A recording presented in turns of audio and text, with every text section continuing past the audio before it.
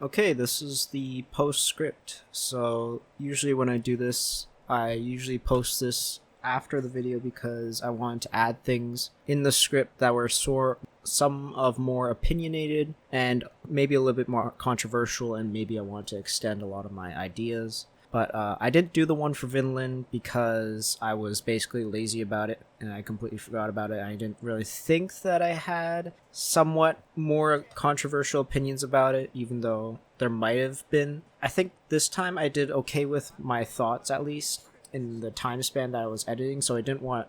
I don't think I changed most of my opinions about it, so I think I'm okay with that. But I think now I want to add more on top of certain opinions though, and just basically add to them. First is basically Hobie. I didn't really like him in at the first impression because I thought he was going to be a very political message and he was going to be basically spewing some sort of political message. But as soon as I look back on it, Hobie really perfectly fits well into this story because he really is categorized as an anti-establishment guy. So he's very anti-government and stuff like this, but he fits so well into the Spider Society because when the Spider Society forms, it turns away from heroism and more into a rule-structured establishment and government. So you have every procedure and stuff like that. Miguel is sort of like the leader of this entire establishment, and he's like the biggest bro for Miles. You know, he was talking about a lot using the palms, which helped him a lot. So now my opinion of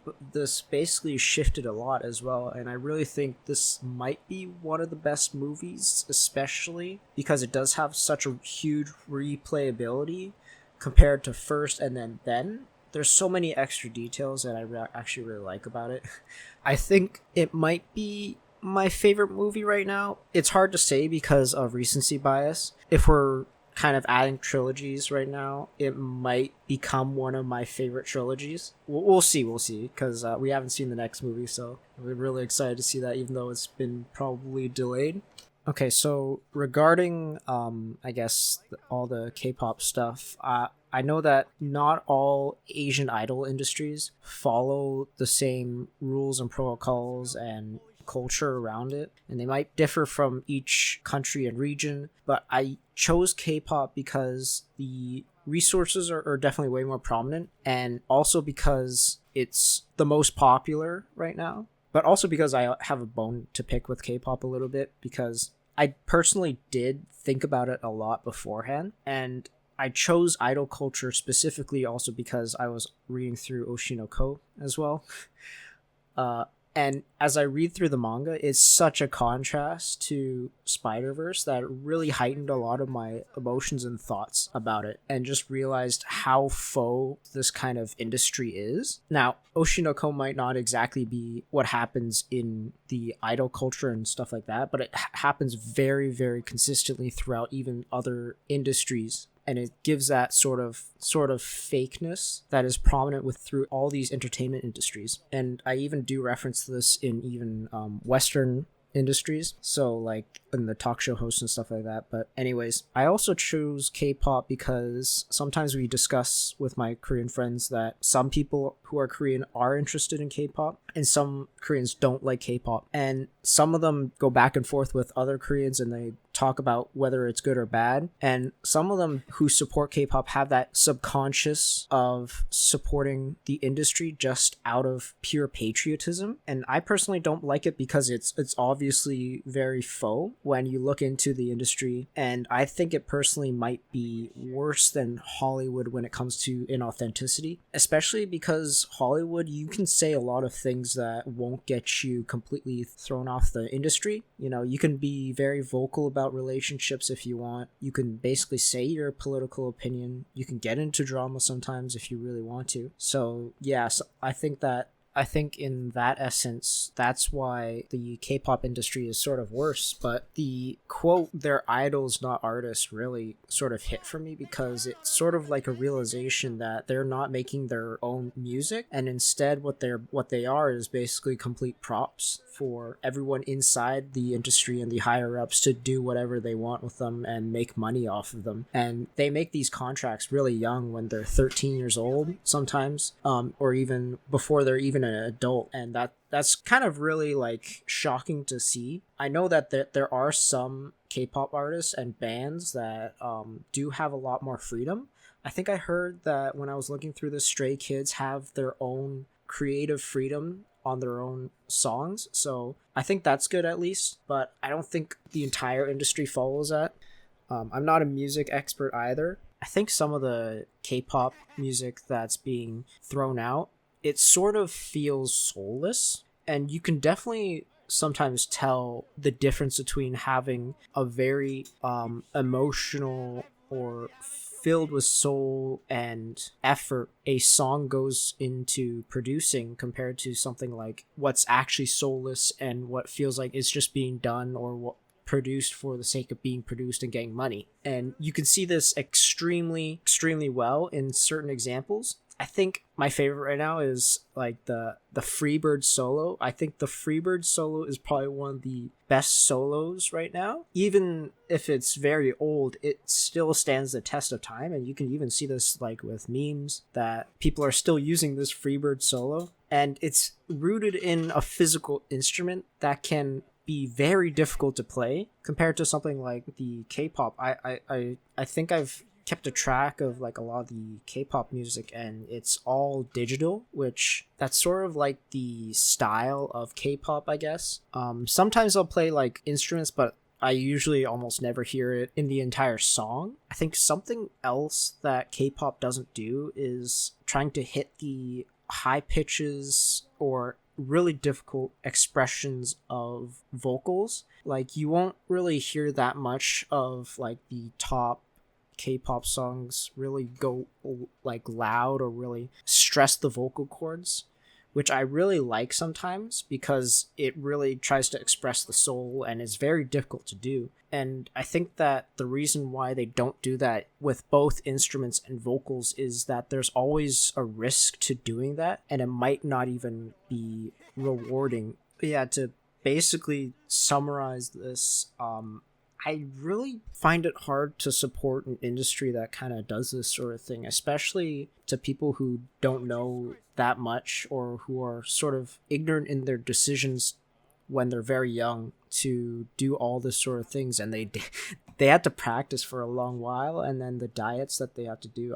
That diet thing was absolutely ridiculous. I'm sort of into fitness, and I know like what exactly is like healthy weight, and usually health like weight, if you're getting more in shape, doesn't actually really matter once you start to reduce fat, and then you gain weight and muscle. So it's not really exactly a good indicator, because people even say BMI is not the best indicator, and it's exactly because if you become more active and you lose weight already, then what replaces that weight is usually muscle. But they don't really understand that, because they think that skinny is good. Now, there's always a preference for everyone in the societal norms, I would say, that there would be a ideal figure, but I don't think that having an ideal figure is having a specific weight. So yeah, that's basically all for K-pop. So now I'm going to try to add something that's fairly controversial, and I want to add this way more at the end of the video, because it's extremely political and YouTube's very strict on this. I'll just give a really reserved opinion, because even if I've tried to research this a lot, hours and hours on my own time and beforehand,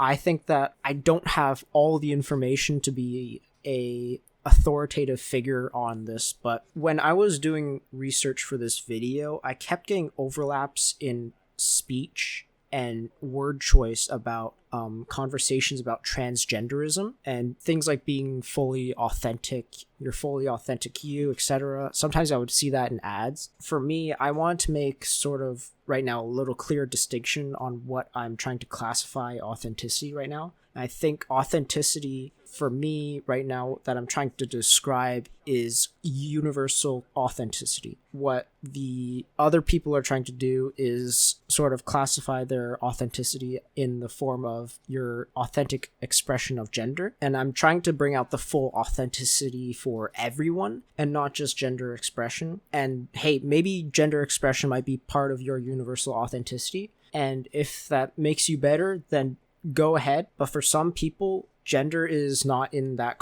is not conscious in people's mind. So I don't want to talk about gender authenticity or expression in that way. So I want to talk about authenticity regardless of what you think or what you want to believe. So I'm just going to be very careful about that and just not make an opinion about that. Okay. now with like the less controversial stuff and just like a little bit of channel updates and stuff like that, what I'm thinking what's going to go into the future. And I'm just going to keep the edits in the end because I think that's a sort of projection of what I want my videos to be, sort of more inspiring and motivating for other people. And maybe I might not add a edit at the video if it doesn't suit the video, but I think that it's probably better to add it because it will be a target in my video to make it more motivational and inspiring.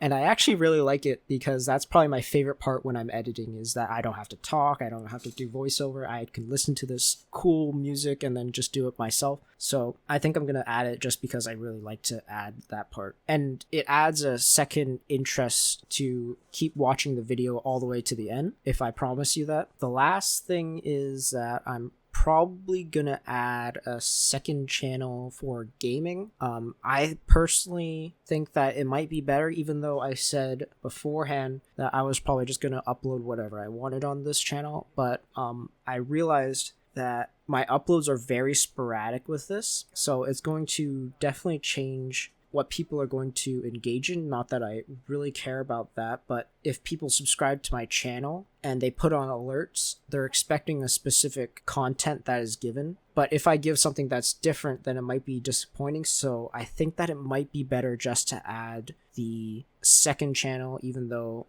I think sort of being authentic on this might be better. But because I upload very sporadically, and if people put alerts on the video, then I might have more problems trying to promise people a specific content that they want. But I also want to just upload with less quality and just do whatever I want. Like, I've been really wanting to play Minecraft for a while, even though I've done quite a bit on it. I just haven't edited because I want to focus way more on a lot of these videos, basically, even though I haven't really had the chance because I've been in school a little bit. So yeah, and now I'm doing, and if you really want to just see whatever I'm putting out, then just go ahead and subscribe to that channel anyways. I also wanted to add for the update that I was gonna live stream maybe sometime in the future, but I'll do that on the primary channel because I will accept Q&As, stuff like that, if you are in a live stream like that. And if you want to just ask me questions or I can give my opinion, it's a little bit more personal, so I think that's better on the other channel. So yeah, but yeah, that's about it. I think the audio quality on the phone for mobile might be a little bit rickety for the actual video that I'm posting, not this one. Hopefully it's okay. I don't know if it's the best, but yeah, anyways, that should be it. I'll see you guys later. Yes, thanks for watching all the way from here and then the previous video. So thanks, man. Bye.